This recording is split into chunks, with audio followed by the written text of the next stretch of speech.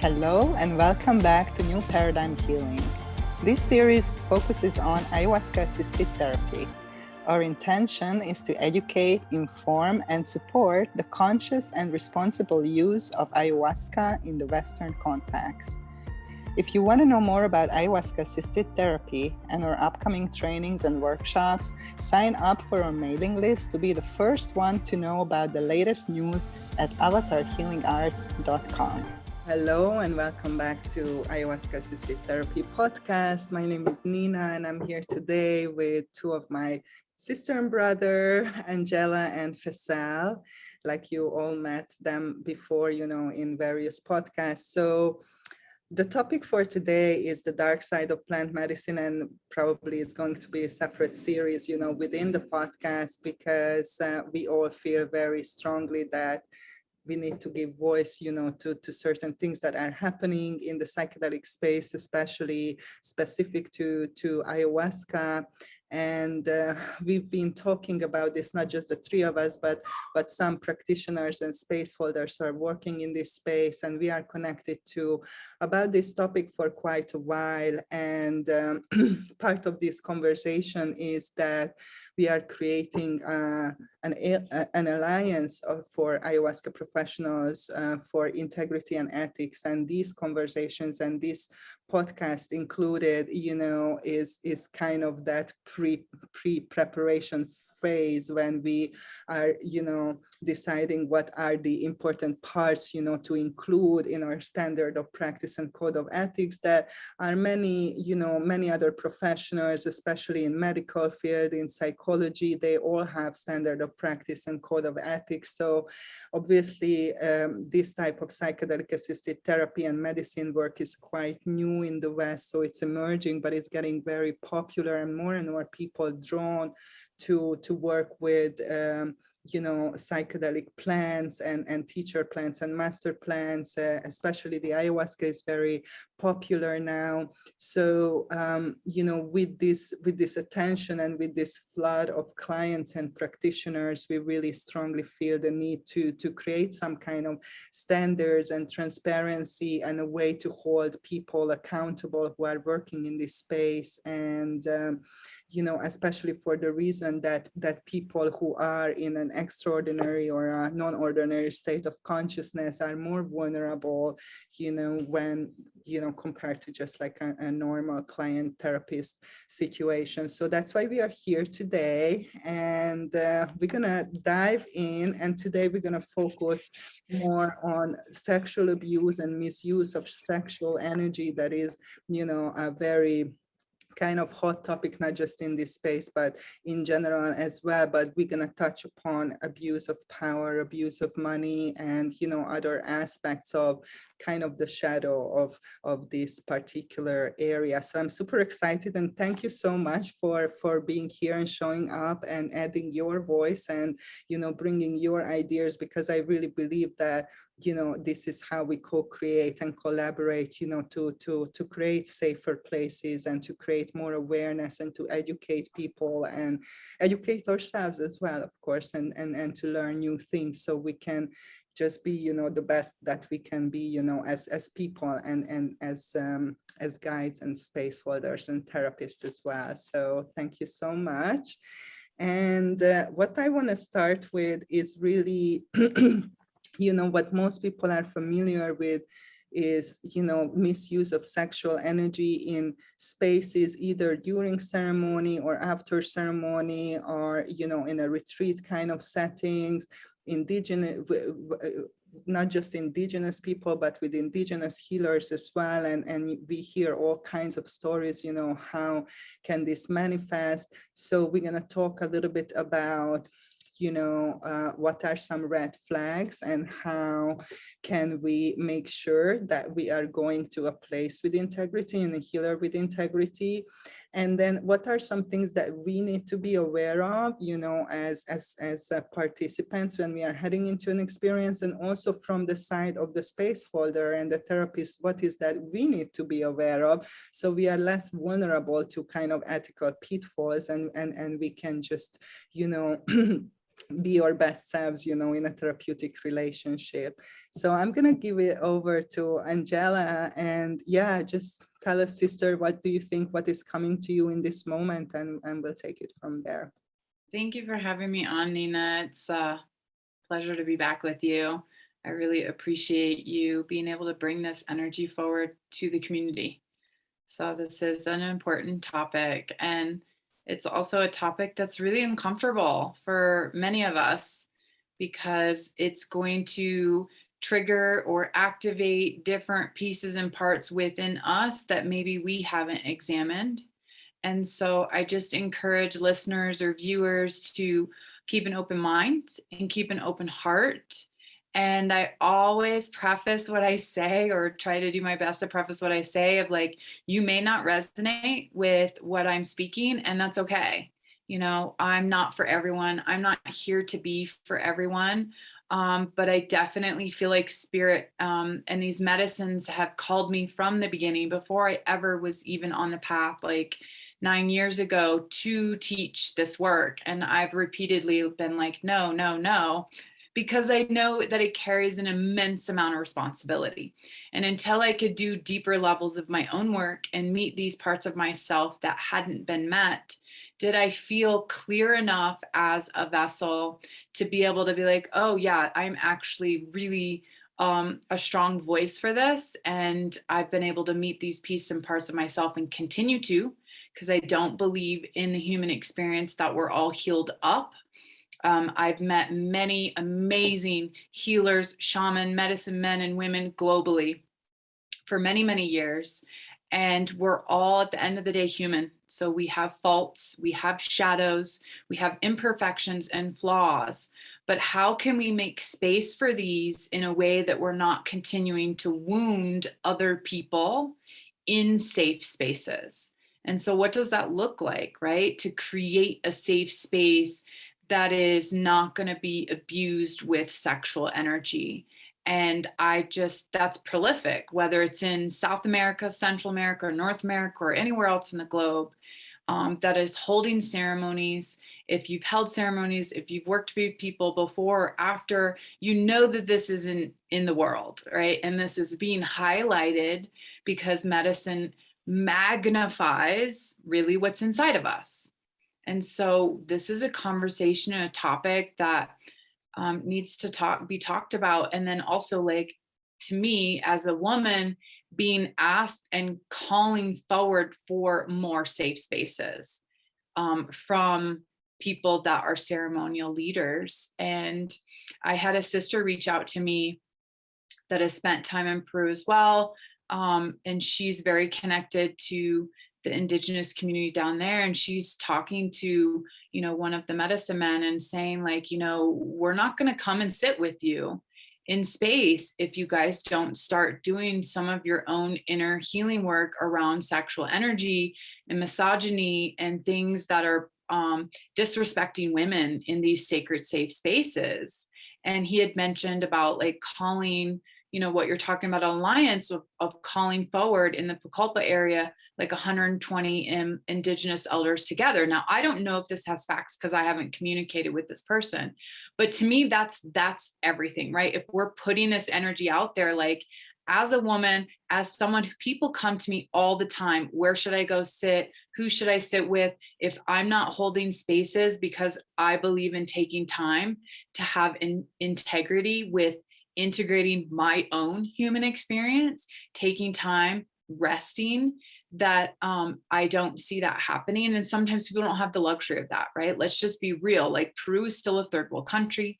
People still serve medicine to pay for food, right?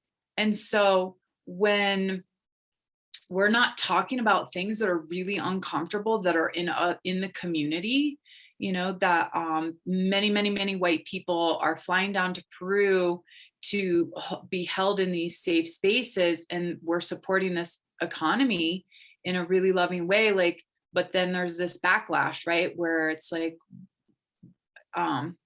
where women are being abused in these spaces time and time again. And so as someone who's been down there and done different trainings and worked with different people, I'm also hearing that these people are the ones doing the abusing. And so I'm not here to point fingers and call out names. If I feel called to do that, I will do that. Right now, this is to me a bigger issue. This is an issue that this is rampant in the community, and that this needs to be highlighted, examined. I don't necessarily have all the answers or the solutions, as far as like, what do we create? But really, like, if I'm saying and I'm not recommending certain people and centers any longer because they're not upholding safe spaces, that's pretty crippling for people that are doing a lot of this work as their livelihood. And so I'm not here for power over or manipulation. And to me, that's kind of what it would sound like, rather than like, how do we be that hand up? How do we rise up so that we're working in alliance together, so that I can support my brothers and sisters in the medicine community in Central and South America, or even in North America, but have some form of, like you said, accountability.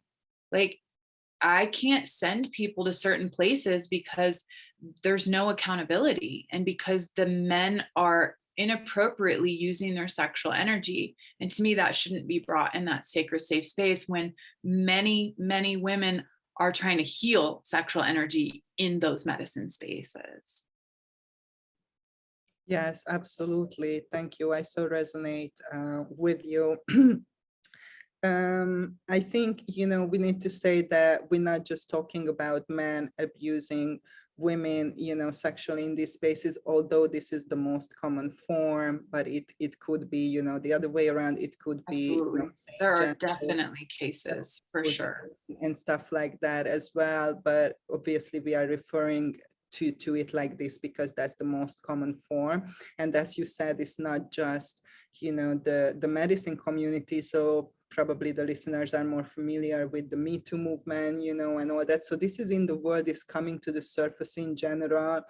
Myself as a therapist for like 25 years, I cannot count, like how many people I work with who had some kind of sexual trauma, both genders, but especially women.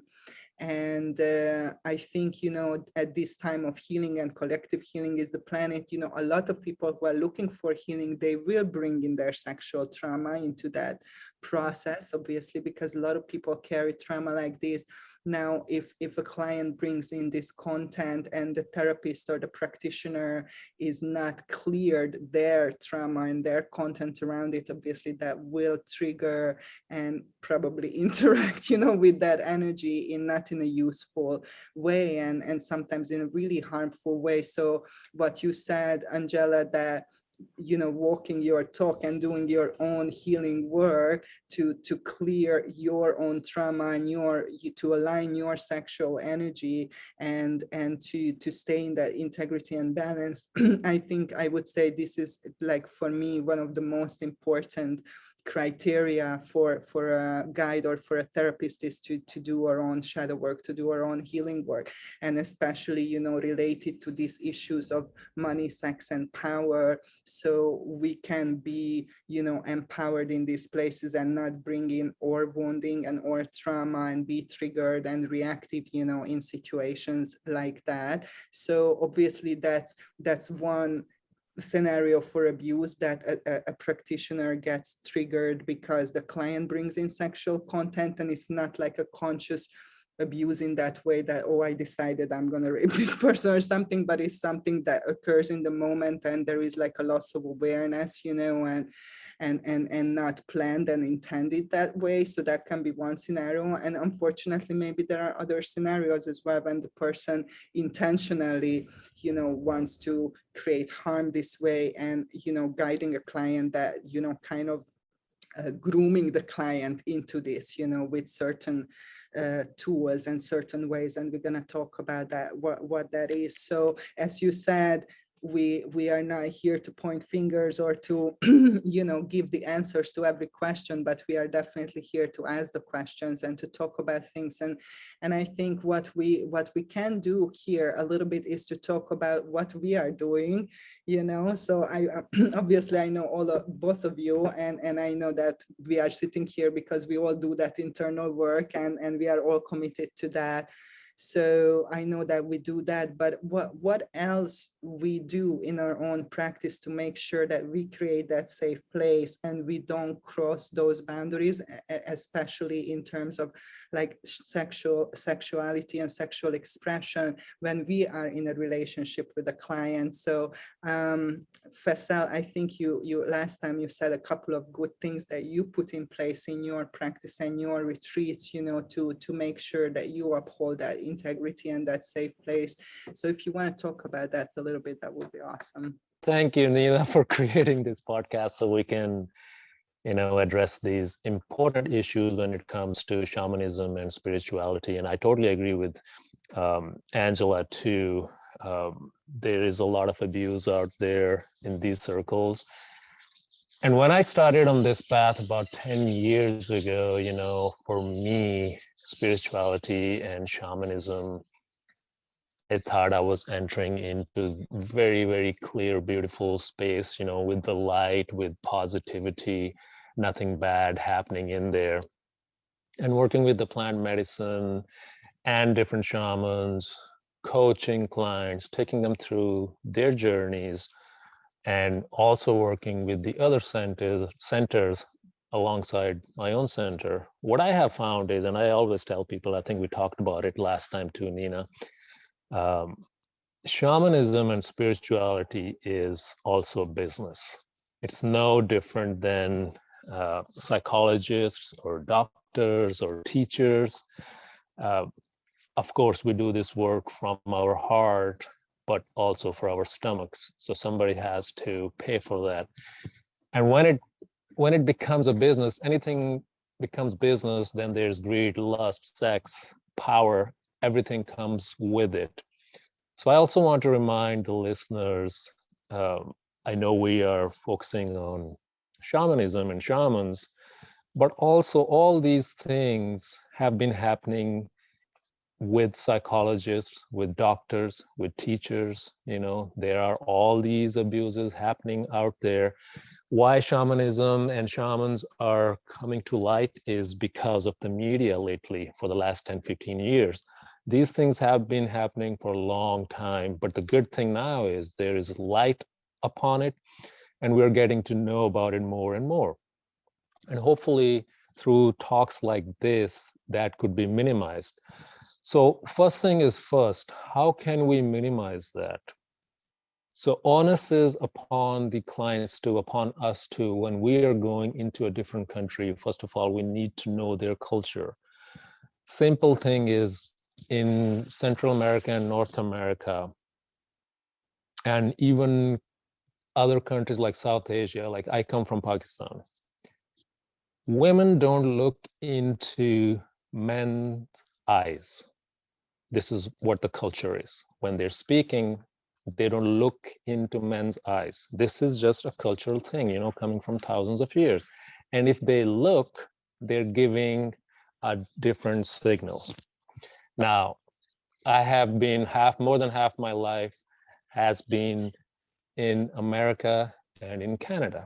So here I had to change myself too. Everybody looks into everybody else's eyes when we're talking, even the kids. In my country, kids are not allowed to look into their parents' eyes. That's a big, big disrespect, and you can get beaten up really bad for that. So that is one thing. And forget about women. They're not supposed to look into a stranger man's eyes. And same thing now, living in Costa Rica, I know that too now, and also in Peru. So when us from first world country, modern countries, Europe, Americas, we go into these countries, we are not aware of that, especially women, they're not aware of that. I wasn't aware of that thing is also in this culture. So when women are talking to shamans or helpers or other stranger men there, and I'm not saying that they're doing it wrong, it's just that they don't know that. Awareness is not out there yet. So they give out a wrong signal, you know. Now, it does not mean a shaman or a facilitator has a free pass to go ahead and do whatever they want.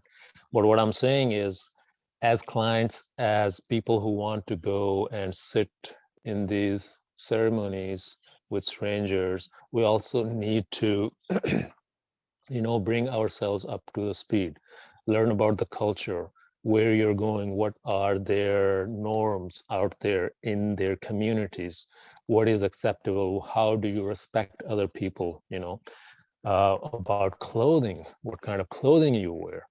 So that is also an important thing. Now we can get into, this is a deeper subject, we can get into that, but the question you asked me is a couple of things, how we can minimize that. So as a facilitator, how we can minimize that.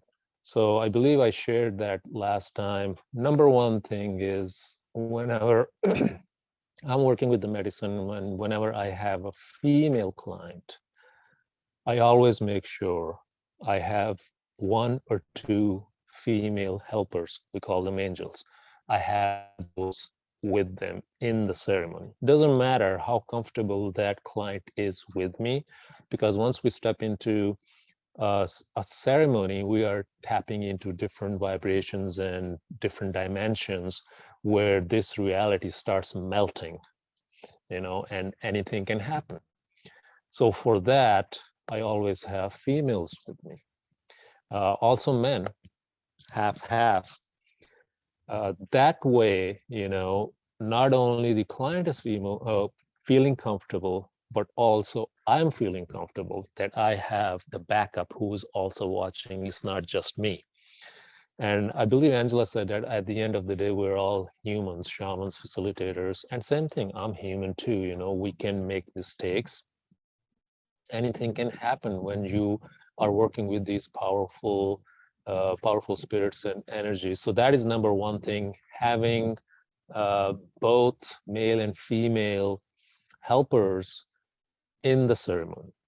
And also, I say that to my colleagues too, like women facilitator, for them too, for their own safety and for their client's safety, if they have male clients there, they need to have male helpers out there who they feel comfortable with. So that is the topmost priority for me. And as a facilitator for myself, the next thing is, how am I doing in my own personal life? How is my own relationship, first of all, with my wife, with my daughters, and with all the other sisters I work with? I have to keep checking myself and my relationships with them, my emotions with them, my feelings about them, because if I don't keep those in check and if I don't work with them, again, at the end of the day, I'm a human too. So there could be many thoughts coming into my mind. So I need to make sure that I deal with them. If a thought arises, which is not serving me or my relationships with the women in my life, I need to address that, because that might play out in the ceremony with female clients. So I always have to do my own work, and this work never ends. I always have to keep my ego in check, what's happening, because sometimes as a facilitator, one might start thinking that I'm beyond, I'm higher than everybody else. I have done my shadow work. I'm okay. I don't need to do anything, right? But you never know when a thought might creep in. So I need to keep on working on my shadows and my thoughts and my relationships, because that is what I would bring into that ceremony. So those are the two top things. There are many other things, but those are two. Thank you. Yeah, let's go into the details, let's get some signposts. So definitely, as you said, doing our own work and reflecting on what's happening in our internal world and in our life in general, and and address that. That's like first and foremost. But I really loved, what you said, having extra people, opposite gender people, in the ceremonial space instead of like leading the ceremony alone. I really like that.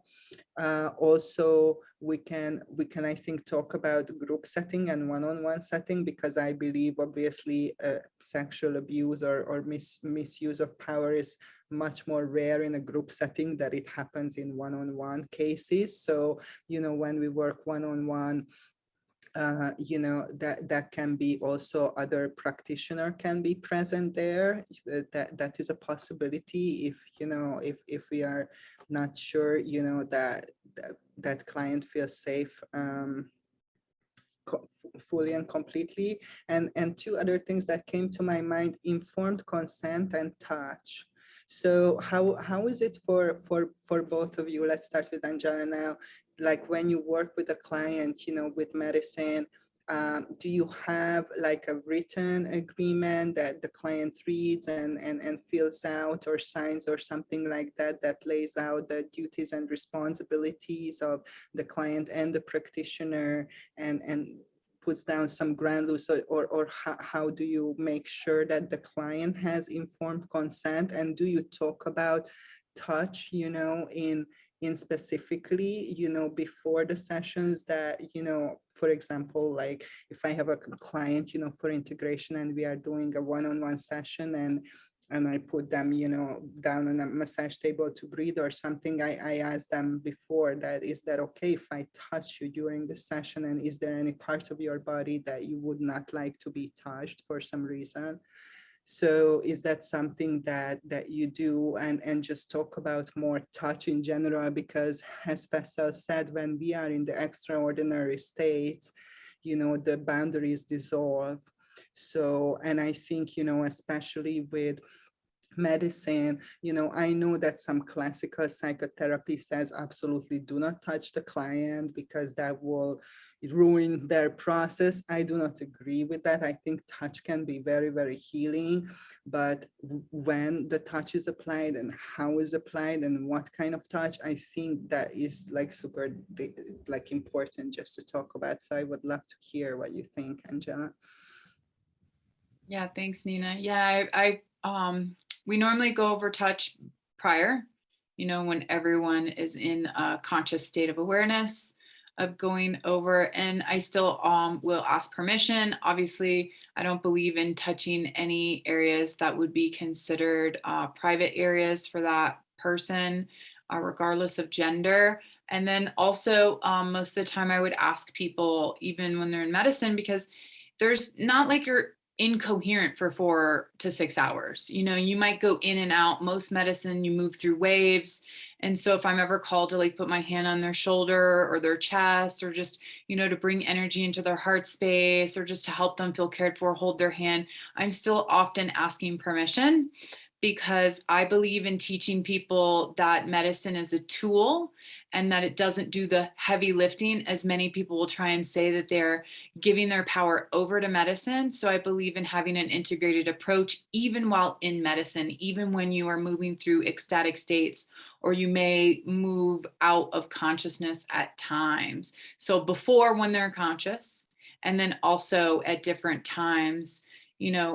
As someone that's holding spaces, when somebody is gone, at least from my experience. And then there's the in-between spaces where they may or may not remember, but I do feel like it is important to still ask in those spaces, do you feel comfortable? Are you okay? I'm going to have somebody sit with you. They're going to be right here with you. They often can't use words or language, right? So a lot of this is communicated through body language, but I do feel like it's important to communicate this all, even if it's written in a liability form. Also, it needs to be verbal, because many people don't read forms. They'll scan them and just fill them out and be like, yeah, that's okay. I do feel like verbal, and then also repeating back when I've worked with people over the years, because how I say something and how somebody interprets what I say, as communication lines can be crossed. So I just ask people to reaffirm, what did you hear me say? you know, how did this land for you? What does this feel like or look like? And again, it's just about creating safe practices and safe spaces. And I'm here learning as well, because this isn't something that has, you know, just like Faisal said, it's in all communities, right? It's not like it's isolated to this community. What I love about what's happening is that the medicine highlights it for us to put a microscope on it so we can see this is a global problem. And we're being called to medicine at deep levels to heal the planet by first healing ourselves, taking, to me, what I would say as an adult, 100% responsibility. And many people don't want to and are not ready to take 100% responsibility. For me, 100% responsibility means everything. It doesn't mean just my thoughts, my feelings, my behavior, my body, which as children, we didn't have that level of responsibility and empowerment. Many generations, you know, are just like telling children, just like what he was saying, you know, you can't look at your parents in some cultures that disrespect, because parents have the ultimate authority. We project this God energy onto our parents as children. And then as adults, we have to actually bring this back home to ourselves, reparent ourselves. This is why many people, I feel like, are called to ayahuasca, because she is the mother, because she is the mother of most all medicines. What I've seen by doing many of the plant medicines is that she's really bringing this loving, nurturing, mothering energy back within ourselves. And to me, why she's spread throughout the globe and she's no longer just in Peru is to bring this energy to the planet, because it's so desperately needed. And so, yeah, bringing that into these spaces. And how can we do this better? You know, just sharing amongst different facilitators or practitioners of like, well, what has worked for me or what hasn't worked for me is definitely how we can like call forward new practices and being like, oh, I didn't think about it this way, or I didn't look at it from that lens, you know. And just having those perspectives offered, those suggestions, this is what I've put into practice, this is what I've learned. The ultimate in safety is what creates healing, right? And so we live on a planet that is unsafe. I mean, and it's coming forward through what's happening on the planet, and we are moving through massive levels of revolution. And so to me, this is a part of that revolution, right? Bringing this forward and saying, how can we communicate this? How can we hold this space this way? You know, and I don't, again, have all the answers. I've definitely retuned or refined and been clear on like, if I hold spaces, I hold spaces for women, and then I'm holding spaces for women that are specifically geared towards sexual abuse, because I have a lot of experience in that area. And I know that's kind of specialized, that not, you know, even if to me, the majority of planets experience trauma, and a huge percentage of the planet has likely experienced sexual abuse, that they aren't specialized in holding that space. And so like, okay, well, when we hold spaces like this, or when we're going to meet this energy, how can we continue to keep ourselves safe? And then also offer that safety in our containers and with the people we're here to support and serve. Absolutely. Thank you. Thank you for your work, sister. Keeping ourselves safe, you know, I want to just add to that, you know, I've like at the very beginning of my practice, I did a lot of body work, and I had one client who I had like a huge crush on him, you know, like seriously, he was so gorgeous. And, you know, I had to refer him to another therapist with a heavy heart. But yeah, I think I just wanted to add that if we are feeling, you know, if I am feeling in a therapeutic situation, and even with the medicine, I had clients who I referred to another therapist because I felt that I'm not either equipped adequately, you know, to support this situation, or I got triggered with something and it brought stuff up for me that I needed, to address. So I think, to refer people for our own safety, if we feel that for any reason for the therapist or the practitioner, this is not adequate or not feels good, whatever, then we can say that I think, another therapist would be better, assisting you now with this process or with this ceremony or whatever. Or asking for support for ourselves. So if I judge that I can still hold the space, but definitely it's moving something in me, then I would go to my teacher or my therapist and say, okay, this is what's happening to me in this relationship with my client, and I need support with that. So I think it's important that as we all said, that we are not perfect, we are human, and it's okay, sometimes to say, I cannot do this, or I'm not the best person, for this at this moment.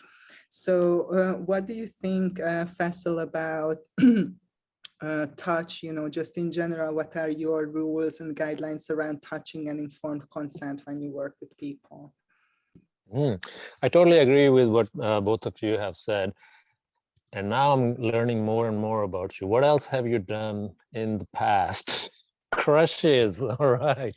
That's a real thing. And actually, not very many people talk about it, especially facilitators. So kudos to you. Thank you for doing that.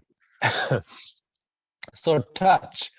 Yes, just like what Angela said, before the ceremony, all the clients, they are told and asked if they prefer not to be touched, because as you have attended ceremonies, at times a facilitator has to go and perform some acts or some cleansing practices where they might have to touch that person, and usually it's just the shoulders or top of the head or feet, not the private areas.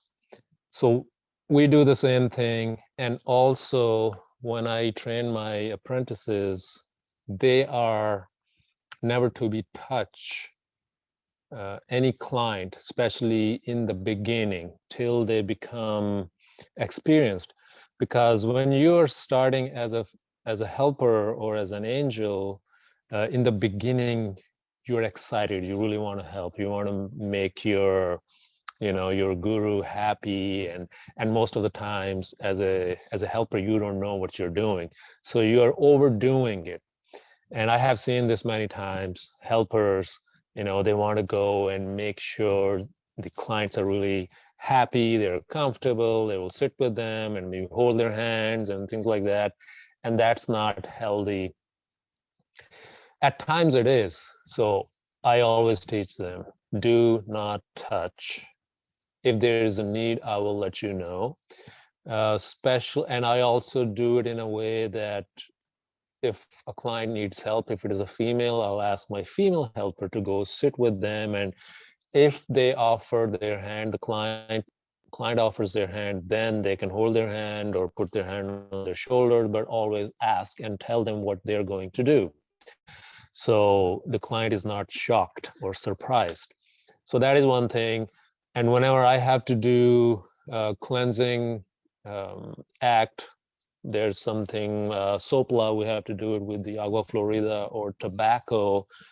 I also ask one of my helpers to come with me so they can see what's going on. And also the client, they don't feel like, oh man, I don't know what this guy's doing on to me. So they also see that there's another lady with me. And also, as a facilitator, I always have my senior female helper, I have given them my own permission. That is my kind of a plan B, that they also watch me, what I am doing. Because again, in those states, sometimes you can also slip as a facilitator. So I gave them my full permission. I asked them to please watch my back. And if I do something, if I say something, or if I do something physically, which is inappropriate, they have full authority to come in and kind of, shake me up. Hey, what's going on, Faisal? What you doing? Or, break it up. And luckily that has never happened, but that is my kind of a circuit breaker. If there's an overload, the circuit breaker will trip. So those are the things I do for my own safety too, because again, at the end of the day, I'm also human. And sometimes, when you're dealing with a group, you never know who's coming in the ceremony. We do our due diligence as facilitators, but you never know a certain client, what kind of agenda they have. They might be coming in, as a infiltrator to, for the lack of better word, let me say that, infiltrator from somebody else's group. Because in spiritual community, in shamanism, there are also groups, there are communities, and not all of them get along. So you never know who's coming in and what is their agenda. So these type of things we have to do.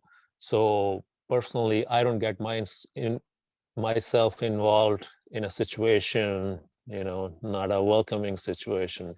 So I always have another person watching me. That's awesome. I think a lot of good things here that we are sharing. And to wrap it up for today, I would like to talk a few words about red flags for people, to recognize dangerous situations, and also to what to look for, what to ask for in order to stay safe. So for example, what both of you said, that obviously you do not touch intimate body parts. So even if there is touch involved, it's never on intimate body parts. You never ask people to undress, or to get naked. That is like absolutely not acceptable. Or not. So, these would be two big red flags for me, that if you are asked in a ceremony or in a therapeutic setting to undress, or you are touched in an intimate body part, that's definitely something that would be a huge red flag. And if there is no informed consent, if you were not explained at the beginning, what is that is going to happen and how the process looks like, and so on and so forth, and clarified, as Angela said, verbally and in written form as well, what are the framework for this work, for this relationship for us, including that, sexual connection is completely inappropriate even after the retreat. So because I think some people don't understand, and maybe some people misuse this part of it, but nothing happened during the ceremony. It was like 2 days later when the practitioner called somebody in the tent and whatever, and that was like, that's okay, because that's like after, the ceremony. So I'm familiar with some of the people and organizations who do have a code of ethics already, they ask at least minimum 6 months, in some cases up to 2 years, because, we can also imagine a scenario that sometimes genuine attraction or relationship can develop, between a client and a practitioner. That is sometimes, that happens. But, it has to be a time in between the therapeutic relationship and the romantic private relationship, and that time is specified, how long that has to be for that to happen. So any other red flags that you want to communicate, Angela, that you observed in your own practice, just for people to become aware and to keep themselves safe? And also too, this might go on for another one, but it's not always like the practitioner, the facilitator, or the medicine man, woman, shaman with the participant. It could be 2 participants in that space, right? And so just, making sure that we're doing our due diligence. Like Faisal said, he has a lot of great practices in place for his center. I specifically was working with a center in Florida. I'm not doing work right now. I'm taking a break to develop something new, moving forward with the women's work that I'm called to do right now. So red flags to me, if you're an adult, consent goes both ways.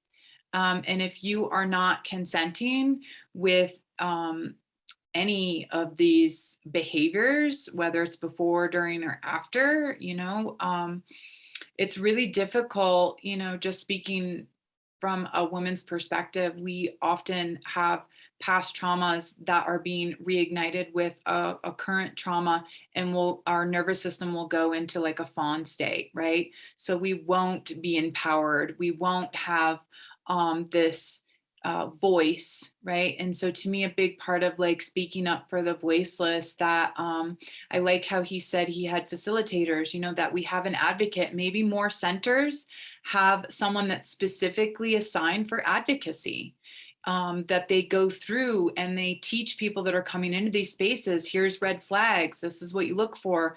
Maybe they're sending it to them before they like research centers, or this is starting to be like on different forms. Here's red flags. Many medicine women I've worked with, they're like, you need to ask questions, who did they train with? How long have they been training?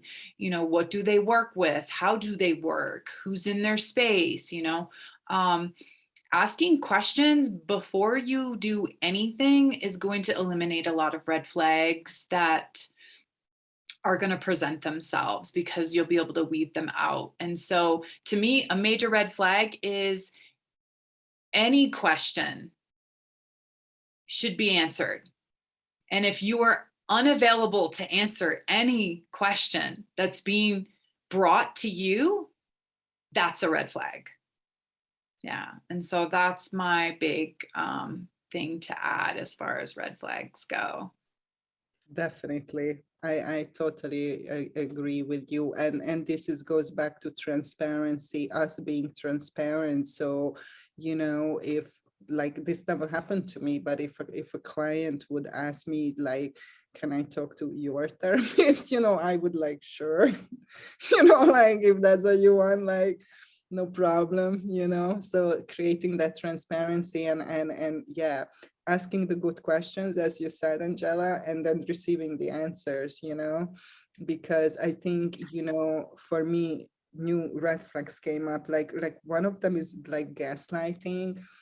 When people, even with asking the question and they are told, oh, it's not important, this is nothing to do with your process or something like that. So making them feel that they are doing something wrong and their behavior is not appropriate, or, people who can voice concerns, maybe about touch or something, and then, gaslighting them and say that didn't happen, or do you remember it in the wrong way, or that wasn't like that.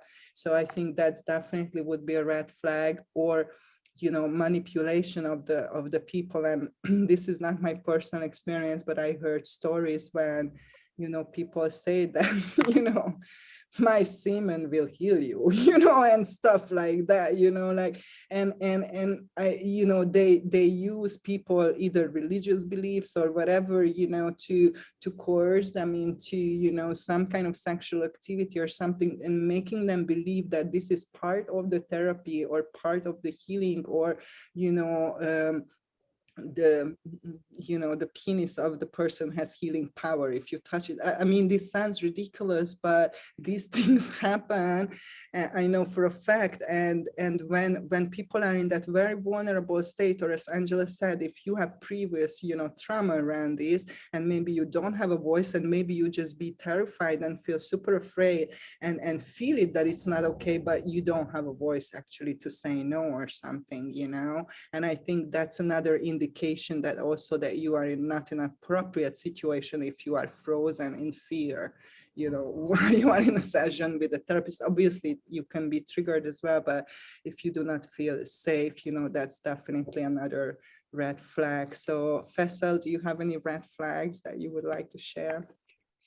Yeah, actually, touching penis is that actual thing in India. It's a practice, yeah, there is it's an actual thing. There are sadhus. Sadhus are the people who have given everything, and usually they're just smoking, cannabis, and they're just praying or whatever. They don't have anything, just one little cloth, and they just sit in outskirts or in cemeteries, and they're just there. They don't work, nothing. I believe it is a festival, one particular festival, you can actually YouTube it. So they are sitting on a little bit higher place, naked, and people come and they touch their penises because that is kind of a sacred. Even women come and they touch that. So that is an actual thing. But I don't know if that's an actual thing in Peru or those parts, but in India, that is an actual thing. Red flags. So I always promote my own clients and openly, when you're going to see a facilitator, interview them, ask them their story, their reason behind serving the medicine, why they are serving the medicine, what made them get onto this path. There could be two things. One thing is they are on this path because they were born into shaman family, and this is what their ancestors did, and that's what they have been doing, and this is their thing. That's all they do. The other thing would be somebody turned towards this path because of their personal struggle, because of their personal trauma, their personal wound, and medicine helped them and also told them or pulled them on this path. So for me, that person, I would gravitate more to that person because this person has gone through the struggles, maybe not the same struggles as me, but they have done some shadow work. So always ask that. And if you ask that and the facilitator is like, oh, no, you know, I just like this work and I love helping people, and they don't delve into their personal stuff, then that is also a red flag for me. Also working with psychologists, like I want to know, like I know all my teachers, I know their struggles, I know their stories, and that's why I have a great bond with them. And for me too, when clients come and they ask this question, I'm totally open about it, and I share my story and I tell them why it happened, and I also tell them that please don't put me on pedestal, you know. I'm still working on myself. The only difference is I might be a few steps ahead of you on this path, but I'm just like you. I'm just a human. So that is one thing. And also for a client, if a facilitator is giving you extra attention in the ceremony, and if you are retreat during the day or on the center, if you're getting extra attention, extra time, you know, that would also be a red flag for me. Like, okay, why? What's going on? Why am I special? So dig into that.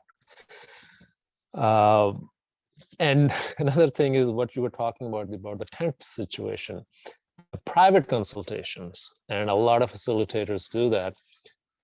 I also do that if somebody asks me, but I like to do, especially in my center, outside every cabina, we have a balcony, or where I'm sitting, it's outside the restaurant, it's a huge balcony, or our Maloka is open. So if I do one-on-one consultation, I like to do it outside. I don't like to go inside the room. It doesn't matter if the person is comfortable. For my own safety, because I'm not comfortable with that, and I want everybody to see what's going on. We are still privately talking, nobody can hear us, but it's in the open. So I do that on purpose. So, you know, to stay away from unwanted situations. So if somebody asks you, a facilitator, no, we have to do the consultation at nighttime in the tent or in the room, there is something going on. They might not have that intention, but you can go deeper. You can ask them, hey, can I have the one-on-one outside in the ceremonial space, or outside on a bench or something? So that is another thing. Also coming from facilitators, because there could be red flags for facilitators too. So one time, this is kind of funny. One time I had a group and there were a few ladies, and luckily I had my lady helper, female helper with me.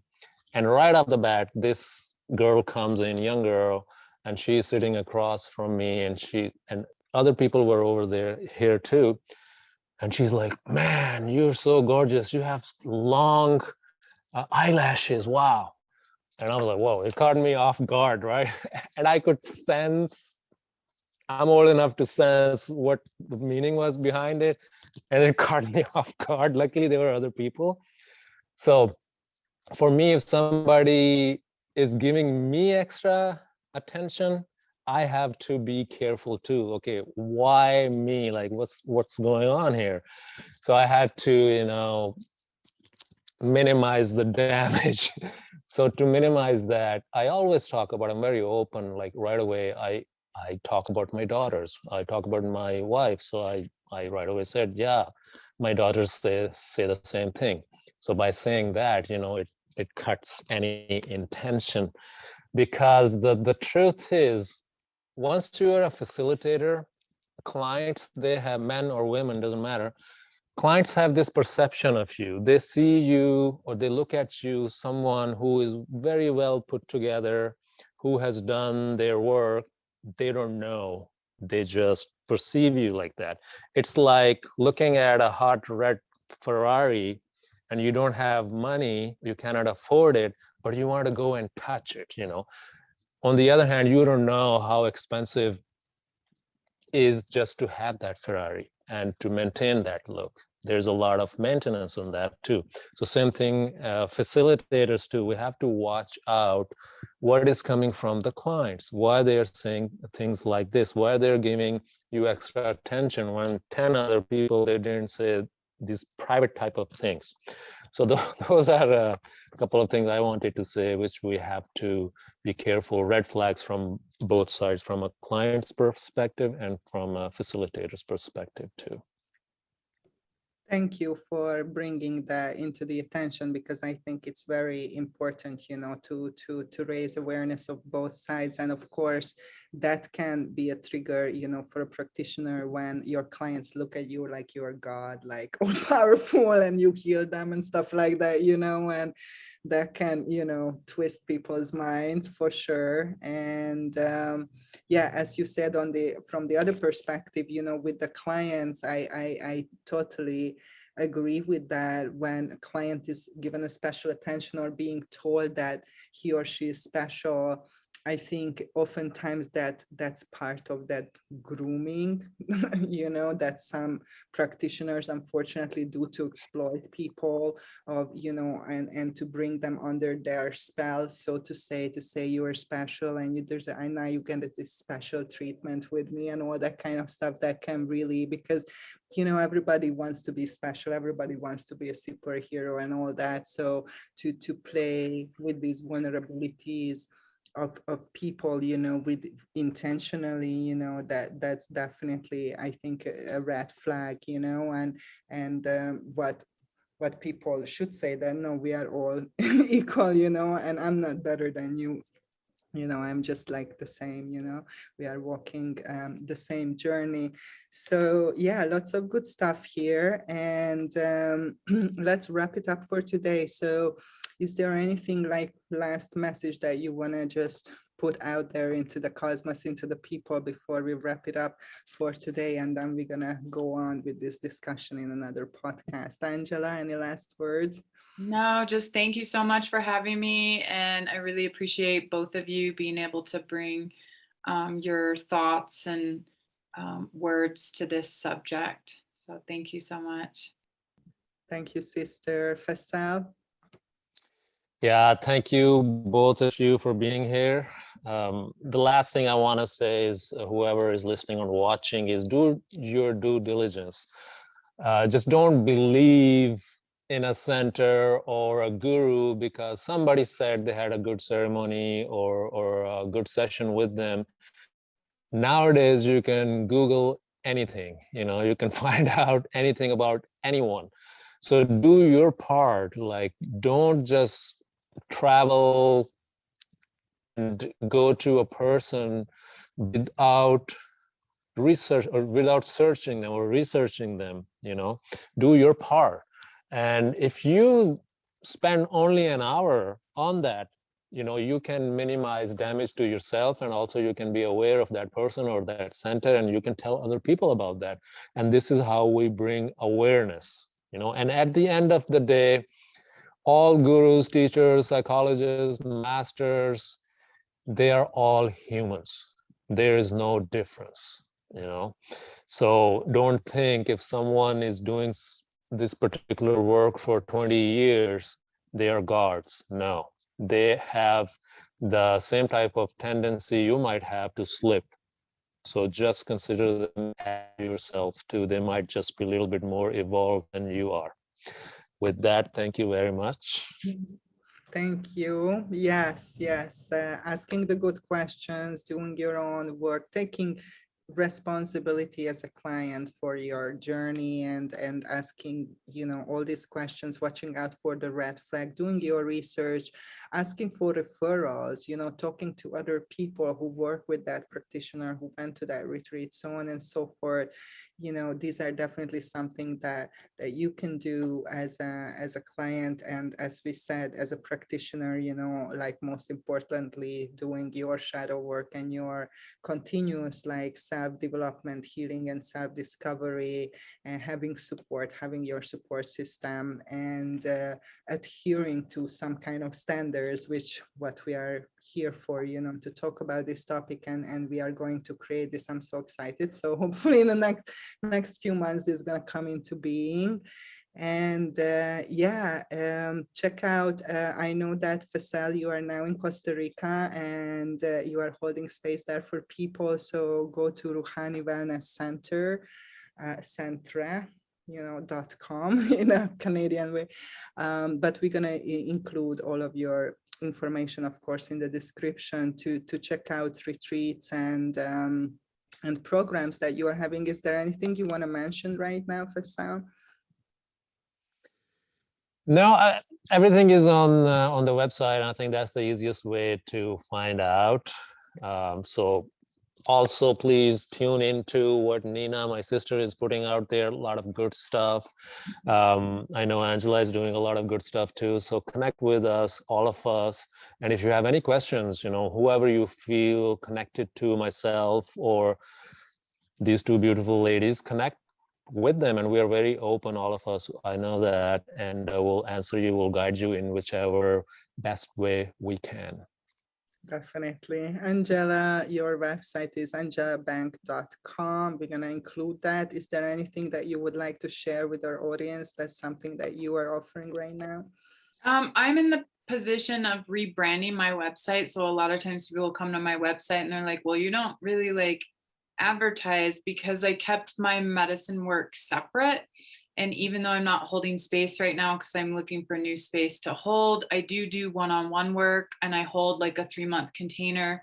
I focus on working with women, and it's just like, you know, evolving in consciousness. I work with, most of the people I work with come from medicine work. So if you're wanting to do deeper dive one-on-one work, you can definitely check it out. I am offering many different things coming up in the new year, but just happy to bring this subject to light. And just like what Faisal said, like do your due diligence, ask questions, research, get referrals. All of that stuff is super important. And I know any one of us on here, happy to support you on your journey.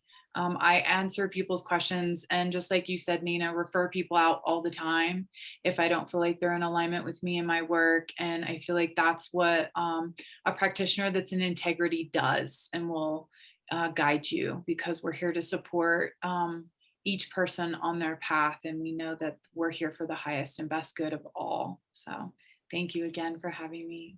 So perfectly said. Yes. And we are excited to put out the first training for ayahuasca assisted therapy. And this training is going to be for professionals who want to be guiding others in the preparation and the integration part of the journey. So this is not a training to hold space with the medicine or serve the medicine. This is training to create a safe therapeutic container before and after, you know, to make that transformation possible. So if you're interested in that, just go to my website, avatarhealingarts.com/training. And we are excited to put this out there and to train some good therapists who can, you know, continue to hold space this after you finish your retreat and your ceremonies and all that, because that's very much needed, and it's coming more into the awareness of the people, about the integration work as well, and we all three of us are very passionate about it. So yeah, this is exciting news. Thank you so much for being here, for listening. Please like and subscribe to the channel, share this message with all of your friends and people who might be interested. We appreciate that, and see you next time when we continue with this conversation about the dark side of plant medicine. Lots of love.